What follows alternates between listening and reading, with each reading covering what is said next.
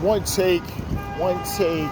This is NBA One Take featuring yours truly, Pretty Boy Lakers. This is NBA One Take for your head, NBA One Take for your brain. Coming to you live from my downtown New York, downtown Brooklyn. So, listen, it's March 29th. I mean, March Madness is heating up. I wish I was able to cover March Madness. It's been a little crazy. It's been a little crazy. But I'll probably just cover the Final Four for both, and then I'll just see what's going on. Though.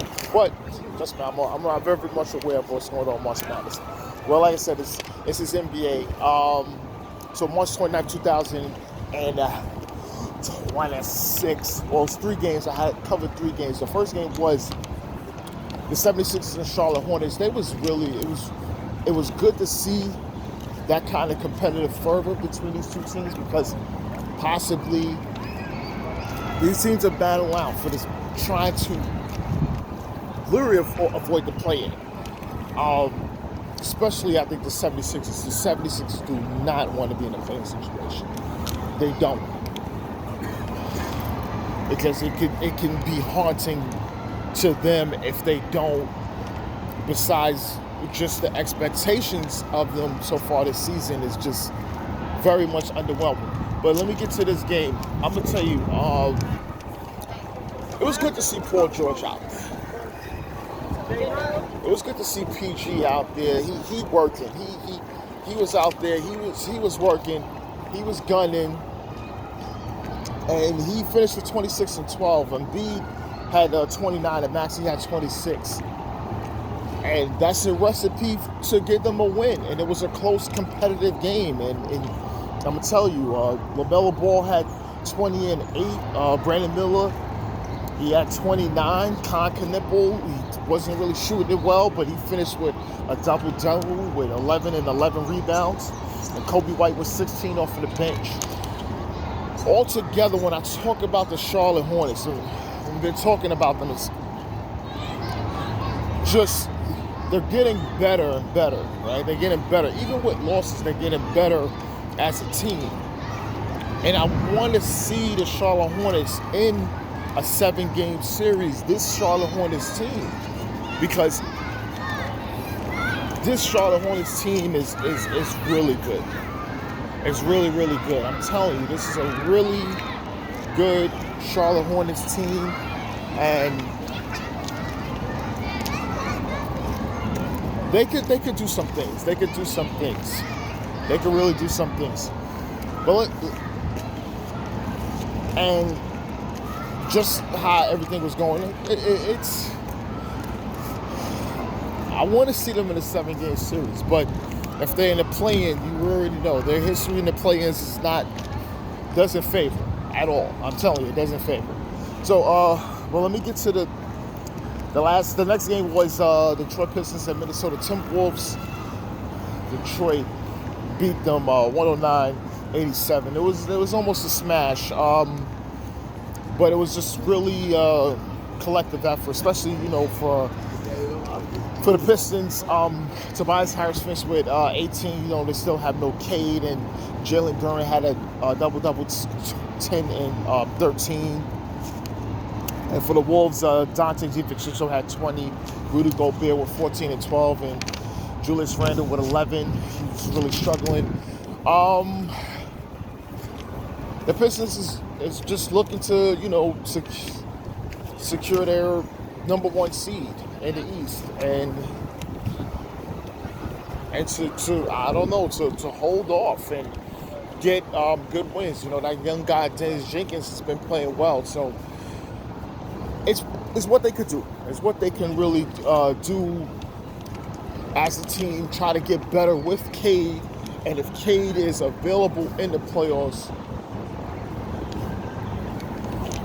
is it what they've been thinking about all year as they're getting better and better from the beginning to put themselves in a position to make a deep run in the playoffs? The Wolves were still without Ant, and tough loss for them. They slide in the standings, which they kind of don't want to do with that jam-packed West. And they're what they're at. They're what they're at. They're not in play-in situation, but you can possibly be 6. And I don't think that's something they want to do. All right, the last game tonight was the Atlanta Hawks versus the Sacramento Kings. The Hawks won, which is understandable, and as they try to make their run to not be in a play-in situation as well. And they win 123-113. Jalen Johnson, an all-star, 20 and 10. CJ McCollum, he had 22. They killed Alexander Walker with 27, and Jacques Landale with 19 points and 12 rebounds. Now, I'm going to tell you something. The Hawks hasn't been on my docket really too much this season. I think mainly for just, because when I say my docket, right, normally the traffic goes with certain teams, but as well as players. So probably the past several years, you've seen me cover a lot of Hawks because Trae Young is not on his team anymore. Trae Young hasn't played a lot of significant basketball too much with the Washington Wizards, and now, so I haven't been covering too much of the Hawks. I haven't really seen too much of their games, but the games I've seen, I've just seen them just like great guard play, and their big guys are very, very solid, and I don't even know, because this team, I can't rate them. I can't rate them. I can't say, oh, this is I don't know. I'm just seeing them like they get at it defensively. They can score. They can do this. They can do that. They're just young, but then now they got veterans on the team. They could just do so many different things. They got a lot. They got a lot at the wing position. I mean, a lot. And I know there's going to be teams that's going to try to poach these guys from them this summer, especially if they do some craziness in the playoffs. So we'll see. We'll see, especially about that. The Kings, man. So, I mean, DeRozan 20. The big man Raynaud had he had a double-double.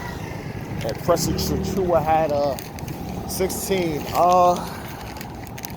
The Kings is tough. I mean, it's you know where it's going. It's going to be a tremendous.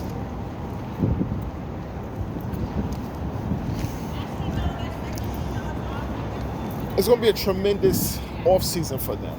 But I already told Eric I'm taking vacation because they're going to be incredible. With what I'm hearing, they're going to be asking for. Because I'm thinking they're going to be asking for a lot, especially for Domantas Sabonis. They're going to be asking for a lot for Malik Monk. They're going to be asking for a lot for DeMar DeRozan and Zach LaVine. Because it's going to be a blow-up job. I saw something like a few weeks ago about that. So they're going to ask for a lot. So we'll see. We'll definitely see. But this is NBA Onetake's Pretty Boy Laker. Catch me on Instagram, YouTube, and now I'm on TikTok. So you'll see me on TikTok more. And I'm out.